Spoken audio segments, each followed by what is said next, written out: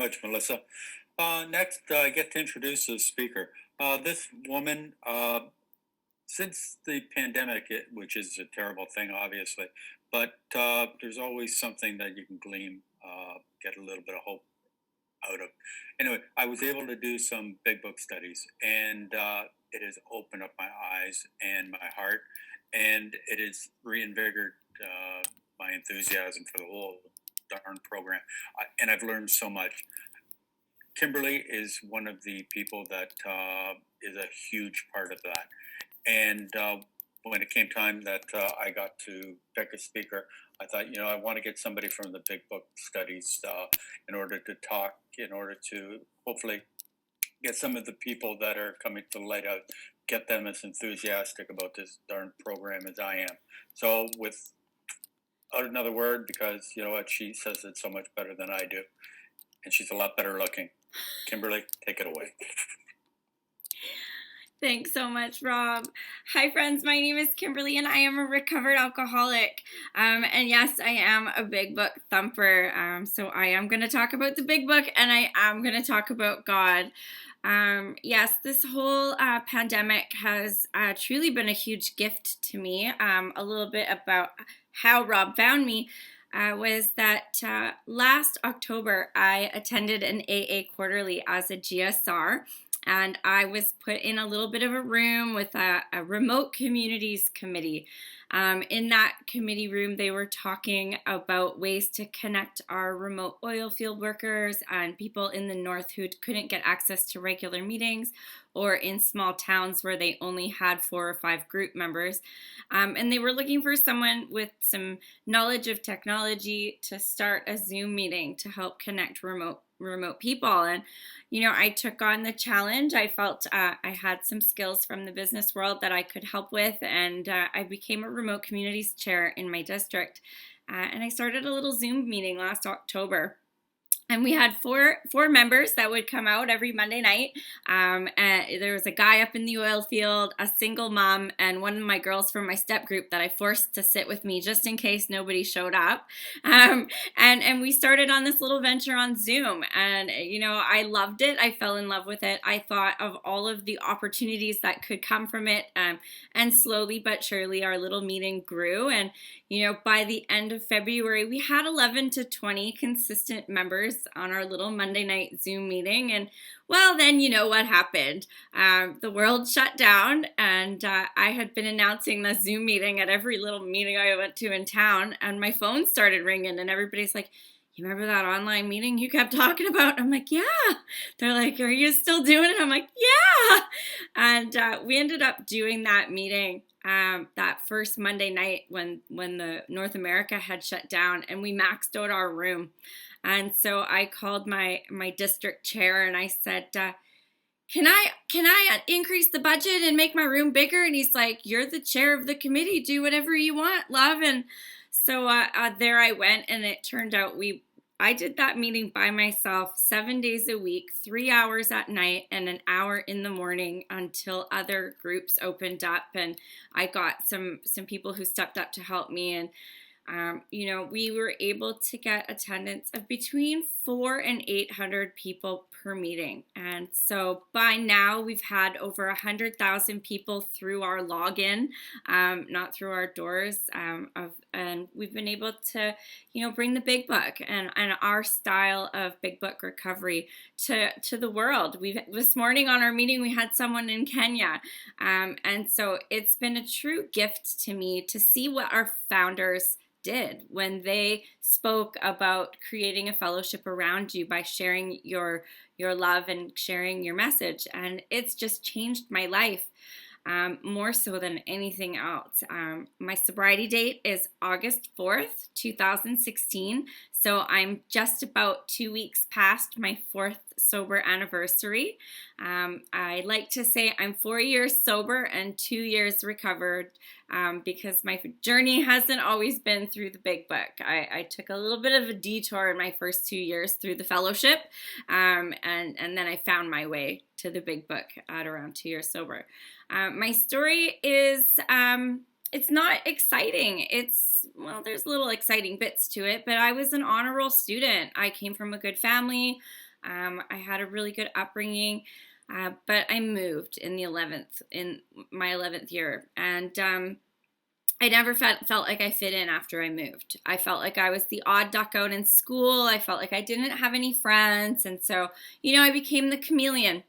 If I was hanging out with the athletes, I was the athlete. If I was hanging out with the popular girls, I was the popular girl. If I was with the nerds, I was the math nerd. I always had a mask depending on who I was because I never felt good enough. I never felt like I belonged, and I never had an identity of my own. I didn't feel whole. When I was 16, I went to a party with a bunch of older kids. I drank a 2-liter of wine cooler, and that was it for me. I was in love with alcohol. Alcohol made me taller, prettier, more confident, more attractive to the men, funnier, and I was hooked, right? It just was that social lubricant I had always looked for. But it turns out that I had this allergy to alcohol. Anytime I drank alcohol, I couldn't control how much I drank. I was a blackout drinker almost every time I drank from the age of 16. And it took me down a pretty dark path. I became a party girl. I forego going to a big university in the States to go to a community college, have a baby, and work in a bar because that's where I felt comfortable. I like to say I went from the honor roll to the stripper pole, and I became an exotic dancer. And like it said in Bill's story, man, I had arrived. I was part of life. It wasn't the life that I had imagined myself living, but I was part of the high life of the bar scene. And, I got to go lots of places. I got to meet lots of people and do lots of things that other people didn't get to do. I had copious amounts of money, and when you're young, that's a big draw. So that was pretty much the story of my 20s. I was the party girl, living the party life. I had a young daughter who I wasn't a good mother to, but I tried my best.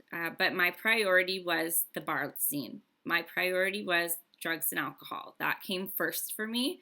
And my daytime responsibilities, they just seemed like a duty, and I did them. That came to an end in my 30s when I met a guy and I settled down and got married, and I thought that this would be the end of my party life. I was going to settle down, have the white picket fence, and move on. But what I did was I carried around a big backpack full of shame, guilt, remorse for my 20s.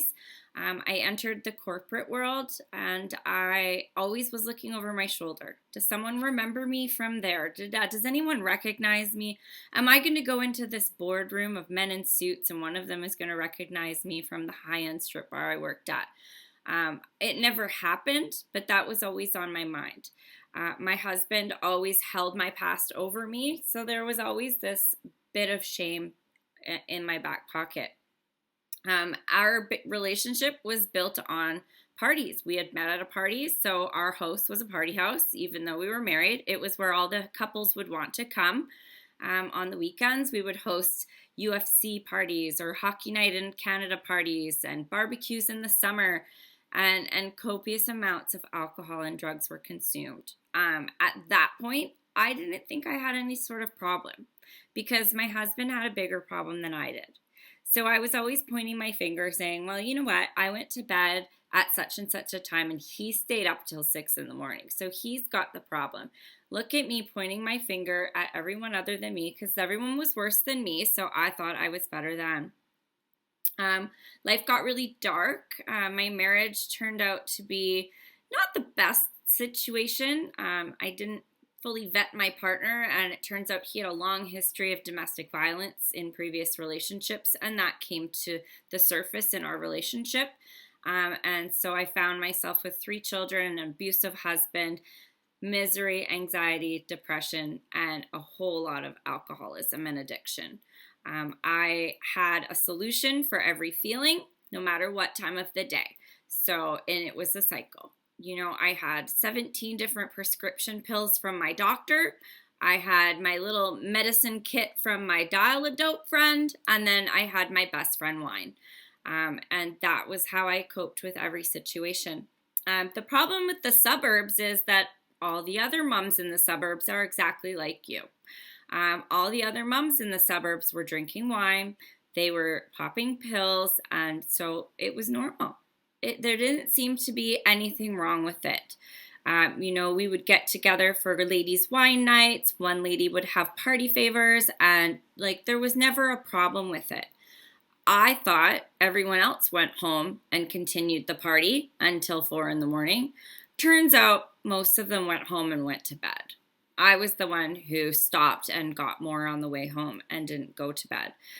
I ended up leaving my husband, and I thought that my problems would be over because, of course, every one of my problems was because of someone else. But strangely enough, there my problems were, just in a different manner. Now I wasn't used to being a single mom. I wasn't used to not having my kids half of the month because I had shared custody. I wasn't used to being the sole bread earner, so I was stressed and even more depressed. And, my self-worth was in the basement. So there I was, drinking and using again. I would get off work at 5 o'clock, pick up a box of wine, because don't you know, I'm an executive. I get a box of wine in my fridge. I'm fancy like that. And I'd start making dinner. Halfway through dinner, ding dong, the doorbell rang, and my dope would be there, and dinner would not get cooked. Pizza would get ordered, and I'd be blackout drunk on my couch by 9 o'clock, trying to watch a show that I couldn't focus on. Projects on the dining room that I thought I was going to do because I'm going to focus after this glass of wine. And that was just the cycle of my life each and every day. But I found a really awesome solution. I started dating a sober guy. He had 3 years sober, and I thought, wow, this is great. He doesn't drink. That's going to be perfect for me to be around someone who doesn't drink. Well, it turns out that someone with 3 years sober really shouldn't be dating someone that's an alcoholic addict, and he shortly joined me in my misery, and we were off to the races together. The difference this time was that he had a history in Alcoholics Anonymous, and he had a really big support network. So when he fumbled, his crew stepped in to help him get back up. And on the 4th of August, they drove to our house to pick him up to go to detox. And I was so disgusted at the previous months that I said, yeah, I'm going to not drink anymore either. This is just gross. Never forget the last night of drinking and using. It was disgusting. And it was August long weekend, and it was hot. And a hot hangover is the worst hangover you can ever imagine. And so while he was trying to drink everything left in the house before the van came to take him to detox, I was dumping it down the sink out of disgust. And I haven't had a drop since. I started going to the rooms of Alcoholics Anonymous with him as a supportive girlfriend. I even went to Al-Anon once and thought they were all a bunch of kooks. But what happened at the first meeting I was asked to share is I said, oh, no, I'm not here for me. I'm here for him. I'm his support partner. And the chairperson rolled her eyes, as I probably would now if I heard myself say that. And 15 minutes later, some lady got up and she told my story, 100%. And of course, immediately I thought she was talking about me. She must have known me from my past and I didn't recognize her. And how dare she throw shade at me like that? But it turns out she was just another girl that had the exact same story. And a light bulb went off for me, and I said, yes, that's it. That's my problem. I'm an alcoholic. But that's as far as I got. I didn't really get into this. I didn't really see these on the wall, the steps and the traditions. I just kind of sat there listening somewhat, but more thinking, what will I say if I'm asked to speak? And so that kind of was the way the first few months in the fellowship went for me, is I was always thinking in my head, what am I going to say if they call on me? I got to sound like I know what I'm talking about. So I became a bit of a parrot, but I really had no idea what was going on. For me, I had step one. I was like, yep, I am an alcoholic and my life is unmanageable. Look at it. It's horrible. But I didn't grasp it. I didn't truly understand what it meant to be an alcoholic. I didn't understand what the disease of alcoholism was, and I certainly didn't understand the unmanageability bit. So I just went to my home group every Wednesday night for that first year of sobriety. Because that's what they told me to do. Kid, keep coming back. You're doing great. Nice to see you. You're still sober. You're doing a great job. Keep coming back, kid. I'm like, yeah, okay, I will. Yeah, this is great. It was great. I wasn't drinking, but I wasn't getting this magical feeling. I didn't have, a big, huge improvement. The promises weren't coming true for me, but life got better because I had removed alcohol from my life. Right around my 1-year anniversary, my girlfriends thought we should go to Palm Springs to celebrate because I'd been a great girlfriend staying sober. So we were going to go to Palm Springs and have a reset weekend because don't you know that's what good girlfriends get after they stay sober? They get a party in Palm Springs with all their friends to reset their sobriety. And here I went on the airplane to Palm Springs and they're all drinking on the plane and I was not interested. The first thought that came to mind was, I really don't want a hangover. I haven't had a hangover in a year. Shit, that's gonna suck. And then the thought started to come, I really kind of like the feeling of not drinking. And I didn't drink that weekend in Palm Springs while all of my friends drank. I even found a baggie of cocaine on the floor of the bathroom in Palm Springs, and I threw it in the garbage because I wasn't interested. Something had changed in me, but I wasn't sure exactly what or how, but something was different. What happened that weekend that did change was my sober partner ended up relapsing while I was away. And he began a journey down the rabbit hole again and started cheating on me. So my reality when I came home from that weekend was quite different. And I left that relationship within a month and a half. And when I left that relationship, I was on my way out of the fellowship too, because I had stayed sober for him. Why the frig would I want to stay sober now? And I was on my way to buy a bottle of wine, and my telephone rang, and it was a member of my home group.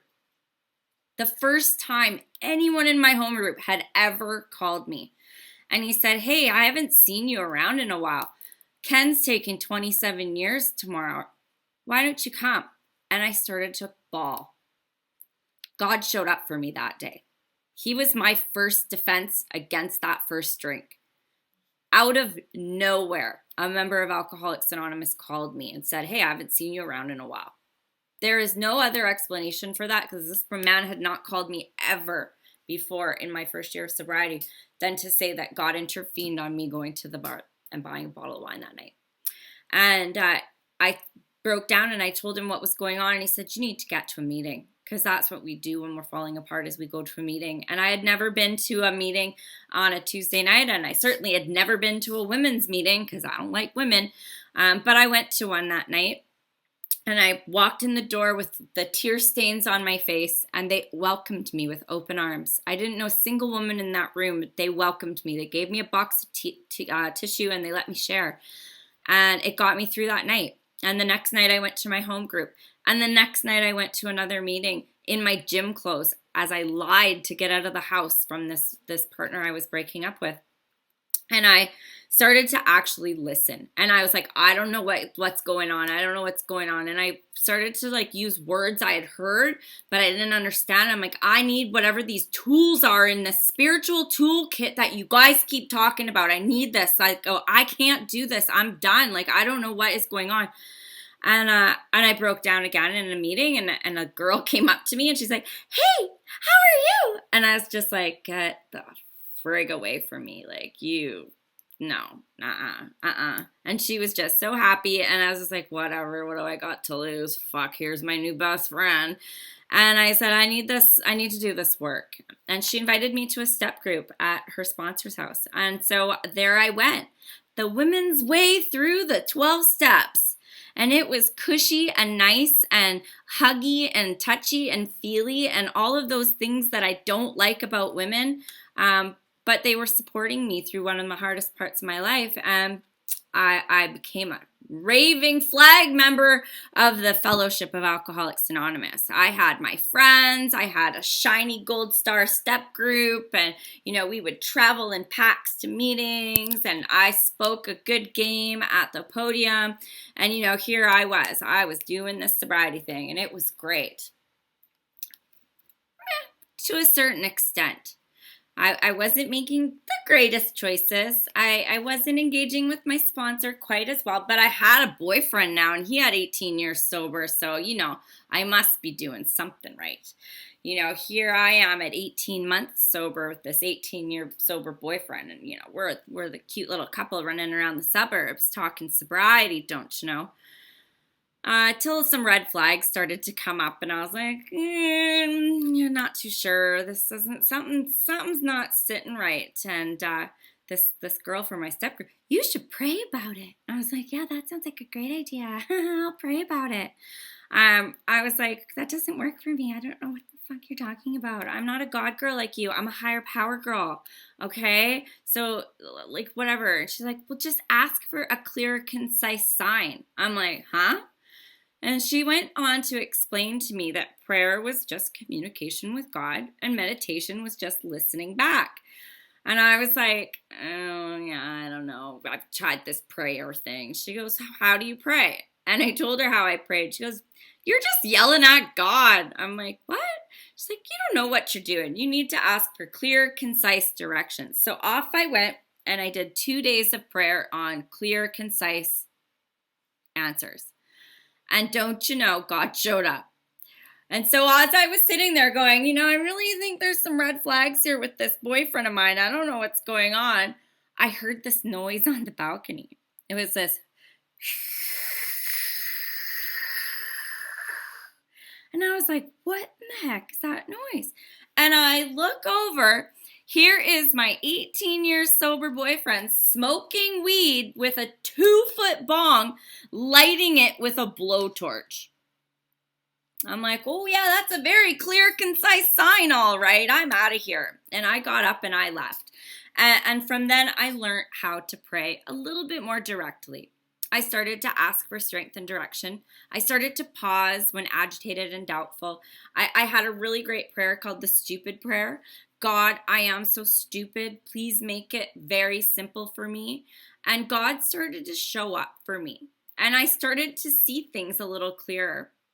And that brought me past my 2nd year of sobriety, when I was on a mission to help someone. I had a friend that was struggling, and he actually had the nickname the Jaywalker. That was his nickname, because he was also known as In and Out so-and-so.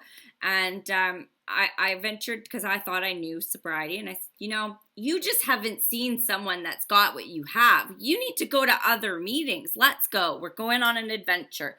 So on a Saturday night, we went on an adventure into downtown Vancouver to go to a different meeting. And we walked in the church basement, and I recognized the room. It was this pale, yellow, ugly, dingy old church basement. And I had this feeling of familiarity. I was like, I've been here before. It was one of the first meetings I had ever gone to that first week in my sobriety, where I had actually heard the message of Alcoholics Anonymous, as told from the big book, when I listened to a gentleman named Peter take his 4-year cake. And he was a guy that grew up on the streets on the downtown east side, who I had absolutely nothing in common with, because he's a street kid from the bad side of town, and I'm a suburban, middle-class mom, basically. But his share and his story had touched my heart in a way that 2 years later, I walked in the room and I went, I've been here before, and I remembered his story. And then I remembered the face of another girl from that meeting 2 years prior, and then another face. And the third lady, she had been out that day, and she's like, look at my feet, they're so dirty. And I just was like, whoa, something weird is happening here. You get that vibe, those weird God bumps all over your body. And I was like, okay, I don't know what's going on here, God, but there's something weird happening right now. And they started the meeting, and they talked about the big book. They talked about God, and they were excited. They were like nobody I had ever seen in a room of Alcoholics Anonymous, except for that first day I had been in that room. And I was like, this isn't what I know. This isn't Alcoholics Anonymous. What is this? They were talking about steps. They were talking about this action. They were talking about helping others. And like, I'm not kidding you. They spoke about God so much. It was like, I was just like, what is going on here? So I kind of got interested. It had kind of perked up my ears a little bit. So I started going to this meeting every Saturday night by myself. I would drive into Vancouver by myself on a Saturday night and sit there. And then what was happening was I was going back to my little community and sharing at meetings. And there was something already lighting inside of me. And people were like, where did you learn that? I was like, I went to this meeting on Saturday night in Vancouver, and oh my gosh, it's so amazing. You should come. So there started Kim's Sobermobile. And we would pack my car as full as we could get it with girls and drive into this meeting on Saturday nights to get the solution of Alcoholics Anonymous. There was a waiting list to get into my car on Saturday nights because we didn't have enough seats. People would SkyTrain in and meet us there. And there became a point where they had Kim's front rows, and then we had 2 rows saved for all the girls that would come in from the suburbs to hear this message. And right that same time, my ex-husband died of a fentanyl overdose. And I kind of had this strange thing happen where my sponsor didn't answer her phone that day. And so I reached out to someone from that group in Vancouver. And she connected me to God instead of listening to my problems. She brought me to the big book instead of being a group counselor. And that was something my sponsor had never done for me in my entire time in Alcoholics Anonymous. And I was like, whoa, there's something different about the way she does this. And I wanted it. So I called her up later that day after the dust had settled. And I said, you know, this set of steps you do, I want to do it. And she's like, do you want to wait? Your ex-husband just died. There's chaos in your life. I said, no, I want to start right away. So the next 2 weeks, I went through the big book of Alcoholics Anonymous word by word. I had each and every paragraph explained to me in detail, and the book came alive. The steps came alive, and I understood them. She explained the allergy to me, and I went, yep, I've had that since I was 16 years old. Every time I drink, I cannot control how much I take. Never. Never once have I been able to say I'm going to have 1 vodka cranberry and not had that turn into a topless dancing on the bar doing tequila shots night. Not once. So I was like, I have that. That's the allergy. She's like, that's part of the powerlessness. She's like, and the malady of the mind, where when you say you're going to stop, you can't stop. And you start suddenly out of the blue, even though you didn't want to. And I'm like, yeah, I have that. She's like, yeah, that's alcoholism. I was like, oh, I just thought I was an alcoholic because I drank too much and my life became shit when I drank. She's like, oh, no, it's a disease. And I went, yeah, I have that. That's me. And from that day on, I was solid in my step 1. It wasn't anymore this, yeah, I'm an alcoholic, blah, blah, blah. It's like, I'm an alcoholic. I cannot have alcohol in any form ever. There is no doubt in my mind nor reservation in my body that I can take a drop of alcohol ever till the day I die. And thus solidified my place here in Alcoholics Anonymous. And then I started to go through the steps in a detailed way with them properly explained to me. And instead of writing out a list of my resentments and then regurgitating all of my times I was a victim, I actually wrote out a list of me. I found my conduct. I found my harms. I found my fears. And I was able to put what the book calls that evil and corroding thread through my life into action. And I saw my past and how it had all started in me. My insecurities, my inferiority complex, my fears of not being good enough, my fears of never being loved, my fear of not ever, I lost my train of thought. I saw somebody on the screen. Not being worthy, not being loved, not being good enough, being rejected, and being abandoned. Top 5 fears of every woman I've ever done the steps with. Top 5. And I saw how those caused me to act in certain ways and make certain decisions, and how that brought all of the pain to my life. And I was free. I was free. As soon as I did that step 5 and I told one other person and God everything I had ever done that I had ever been ashamed of and made sense of all of the fears and how they brought everything into my life, I was free. I prayed away each and every fear individually every day and night for 2 weeks, and I've been free. And I went on to my step 8 and 9. And I didn't pussyfoot around with it like the first few times I went through the woman's way of the steps, which I'm not knocking. It just that didn't work for me. I prefer the big book and the solution as laid out by our forefounders. And I started out to make my amends. And I prayed for the willingness. And when I wake up in the morning now, I have like a little 3 questions with God. And that's my daily reprieve. He's like, "Good morning, Kim. Are you willing to pray and meditate today?" "Yep, God, I sure am." "Kim, are you willing to make any and all amends as they come up today?" "Sure am, God."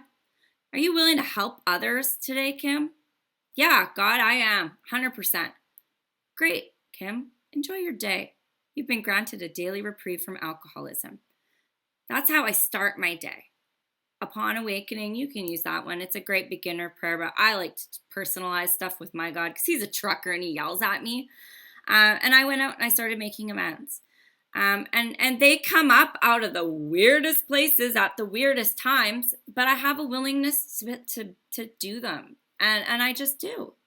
And the more I do them, the easier they get. And then I set out with step 10. Now, in the book, step 10 says very clearly, as we go along, we correct things. I don't do a nightly inventory. It doesn't work for me. It might work for a lot of people. It is a suggestion in step 11 to do a nightly inventory. But for me, I need to constantly correct throughout the day. I watch for that selfishness, dishonestness, my fear, my conduct. And when things crop up throughout the day, I immediately stop, pause, and pray. And if I need to call someone else, I do it right then and there. And if I need to make an amends, I do it right then and there. Because I'm the kind of alcoholic that if I do something at 8 o'clock, 10 o'clock, I'm going to do something else. 12 o'clock, I'm going to finger somebody in traffic. 2 o'clock, I'm going to tell off the receptionist at the doctor's office who's making me wait, even though my appointment's at 2 and I don't understand that they're running behind because maybe there was an emergency because I'm selfish by now, because I'm off my spiritual rails. So I pause and I reflect throughout my day when I feel myself getting selfish, dishonest, frightened, or afraid. Every time. And I ask God to remove whatever that conduct or fear is immediately. Because by 6 o'clock when I come home and the dishes aren't done and somebody's left their crap at my front door, I'm going to lose my shit. And then at my nightly inventory, the only thing I'm going to concentrate on is that incident at 6 o'clock. And I'm not going to remember the one that happened at 8, 10, 12, and 2. Because that's what kind of an alcoholic I am. I'm selfish and self-centered to the core. So if I am not constantly connected to God and correcting my behavior as I go throughout my day, as the book suggests I do, I'm going to be off my spiritual rails. And step 12, in my opinion, besides praying and meditating all day, any day, which keeps me right with God, step 12 is the most important part of my life. Service is where I have grown the most. You know, after I finished my first set of steps, I wanted to be a sponsor so bad because they said, finish your set of steps, go be a sponsor. Well, you can't sponsor anybody if you don't actually walk this walk. Just doing a set of steps is just clearing away the past. You actually have to apply this to your life and live it each and every day in order to be able to give it away. And that magically happened to me. And the reason I say that this is so important is because on page 14, which is my favorite page, it talks about the gifts we get when we are absolutely not self-centered. That's the price of this program, is being not self-centered and turning all things into the Father of Light. And when we do that, what we get is an effect that is electric, a sense of victory followed by peace and serenity I had never known. I have that. I have peace and serenity. There is no nonsense in my head anymore. Nothing telling me I'm not good enough, not telling me I'm not pretty enough, not telling me I'm going to be rejected, abandoned, or not loved, not making me wear a mask because I think I'm not going to be accepted. I'm just truly me because I have that next sentence in that paragraph. Utter confidence. And where did I get that from? I got it from God. With God by my side and in my heart, there is nothing that I can't do. And after I've done my set of steps, it tells me right here I need to perfect and enlarge my spiritual life through work and self sacrifice for others. Doing a set of steps is great. That's just a beginning. It says it in our book over and over and over and over again. This is a beginning. This is a beginning. This was enough to make a beginning. This is only a beginning. And then on page 15 in Bill's story, it tells us what we need to do next. And if we don't do that, it tells us we're going to relapse. We will drink again if we fail to perfect and enlarge our spiritual life through work and self-sacrifice for others. So my days are filled with service. I have been so situated now that I have been blessed with a business that I can work from home. So I can devote nearly all my spare time to service of others and carrying the message of Alcoholics Anonymous as written in the big book. And what happens is I get to survive certain trials and low spots ahead. There is not a problem that has come up that I haven't gotten through with grace, dignity, and honor. And that's amazing. From a girl that worked in a strip bar and manipulated and had a guy to fix it if it didn't go her way. I walk through life with grace, dignity, and honor. I get to hold my head up high, my shoulders back, no matter where I go. And I've got God in my heart, and He helps guide me each and every way.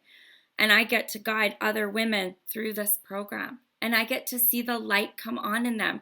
And for some weird, strange reason, I've become an inspiration to other people. I get to sit at tables that I don't think I belong at with doctors, lawyers, and politicians, and able to help people in recovery because I have a voice. I never had a voice before. I was a nobody. But this program has given me a voice. It's given me a life with purpose, and that life is better than anything I have ever imagined for myself. But the biggest gift is the peace and serenity. To wake up every morning and hear the birds chirp and look out the window at the greenery outside my window and have peace. And you know, I get to deal hope.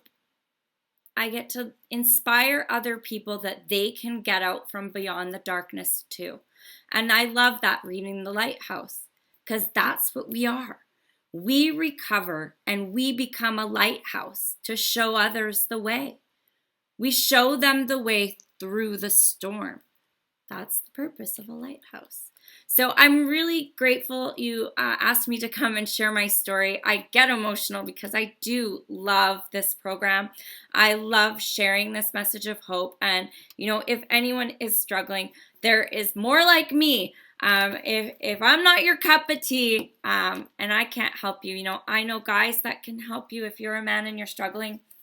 My partner is amazing and he carries the same message I carry, and you know that's the foundation of our relationship is service and God and spirituality, and what a blessed thing that is. So thank you so much, Rob, for having me. I hope I didn't take too much time. I'd like to talk.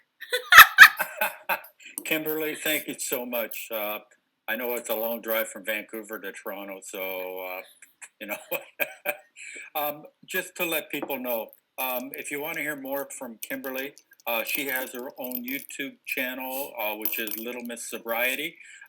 She also has a Big Book Ladies Big Book Study that Kimberly, if you could do me a favor, if you can post it. We're doing the traditions right now. So if any ladies want to get into the traditions, we started today and we record them. We pop them on the YouTube. So if you miss a session, you can catch up. And we just finished the Big Book and we're starting the Big Book again on the 21st. And I'll pop the info in the chat. If you could, I'd really appreciate it. Also, Big Book Joe, if you can also post the Big Book information for you and Tony, I'd appreciate it. And also yours on Sunday, that'd be great. Kimberly, thank you so much. Thank you. You know, your message is so inspiring. You know, as I said at the beginning, you know, I am so lit up from the inside. you know, doing the big book studies and hearing the message and going through it. And your story was just incredible. Can we get a little hand for it, Kimberly? Thanks again. Uh, Also, Kimberly has a sober apparel line, Received Apparel. There's a website if you want to check it out. And next we have the chips. And Sharon, you're up. Don't forget to unmute yourself. Hi everyone. Kimberly, that was fantastic. Listen, I'm Sharon, 7 months sobriety. I'm from the Lighthouse, and I gotta tell you, girls, the first, I would say 2 months, you put me to bed. Your program, 164, put me to bed every night. I'd fall asleep with the thing in my ears, just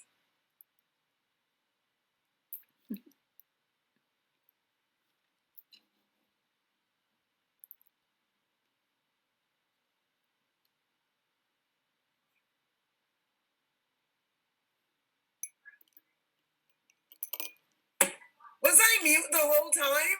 Yeah, you know what? But I bet it was the best talk you've ever given, Sharon.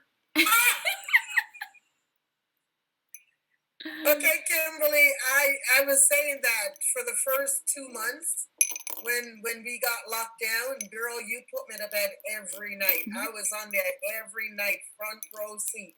My anxiety was through the roof. I was only like 3 months sober, and I needed that like I needed hair, and you provided, and so I remember that. And I am so extremely grateful. And just to see you tonight, give me goosebumps. You are the real McCoy. And I'm really going to look into seeing what, if we can hook up. So thank you. Now for the chips. Didn't forget the chips.